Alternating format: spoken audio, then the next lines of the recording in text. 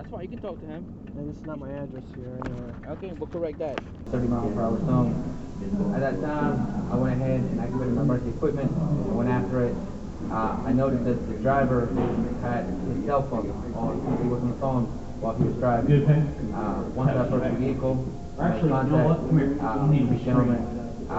He asked me what the stop was. I advised him that he was doing 44 on a 30 mile per hour zone. He told me that it was a 25 mile per hour zone and that he was actually doing 30. Something related to that.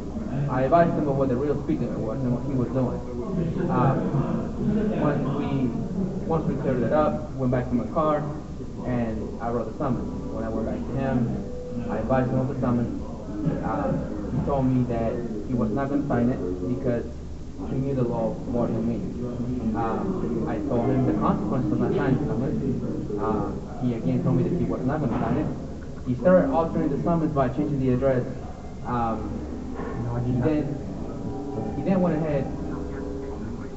He started changing the address with his blue pen that he had.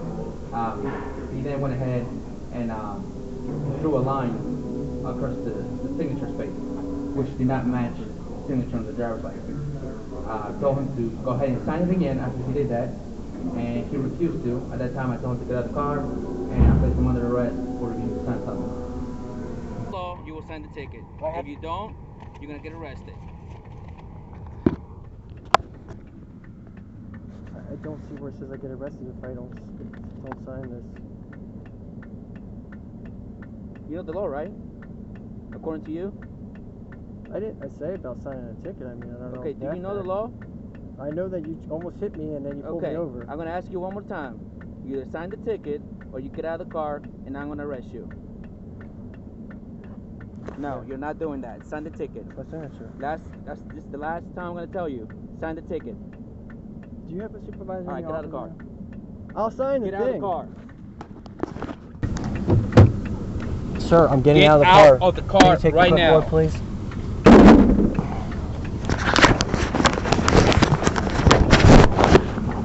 Here's your pen. Get out of the car. I'm getting out, sir. I got kids in this car. Get out.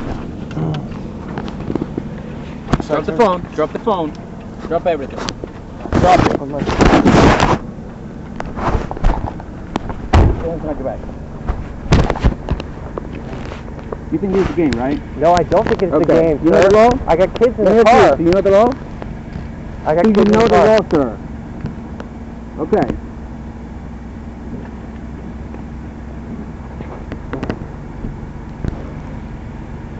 Who's going to take the kids home? Are you going to call someone for the kids, please?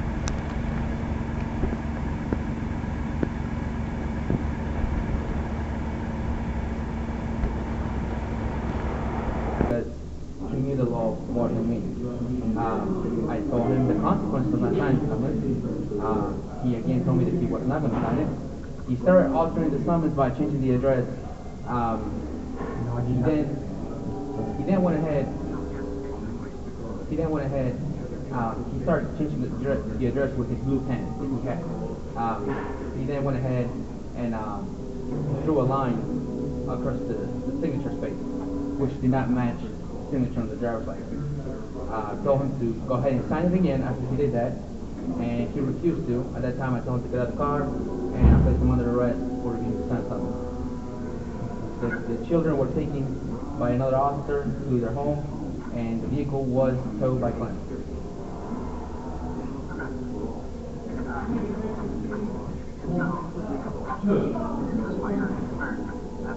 That's what he said, and he changed. That's the line that he made.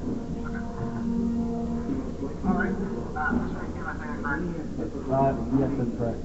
What happened? I was told. I do. I was picking up my stepson's friend. So I had two kids in the car. I was coming back. I was going 25, which I thought was like 35. What happened was we had the right of way and we were turning, and he almost pulled into the car here. Then, as I was down the road just a little bit, he flashed his lights on. The kids will say that too. Second of all, I was not on my cell phone. The records will prove that too. I had no cell phone record calls, anything at that time. I was driving the kids back to the house because they were going to have a sleepover at the house with my stepson. And he asked me if that was my address there. I'm just going to summarize it quick. I said no. He said to write my address in, and I changed it. That's my real address right there, 223. And before I moved, he told me to do that. And I do sign sloppy like that all the time. I probably have it in my jacket and seats that are sloppy, bank records that are sloppy like that. I sign like a scribble. I probably have thousands of receipts and records that prove that. My driver's license may be different, but I sign like that. I can scribble, yeah, like this. I do it like this. That's how I do it. I mean,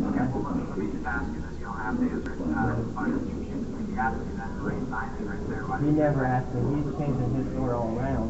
Because when he pulled me over, I asked him why he...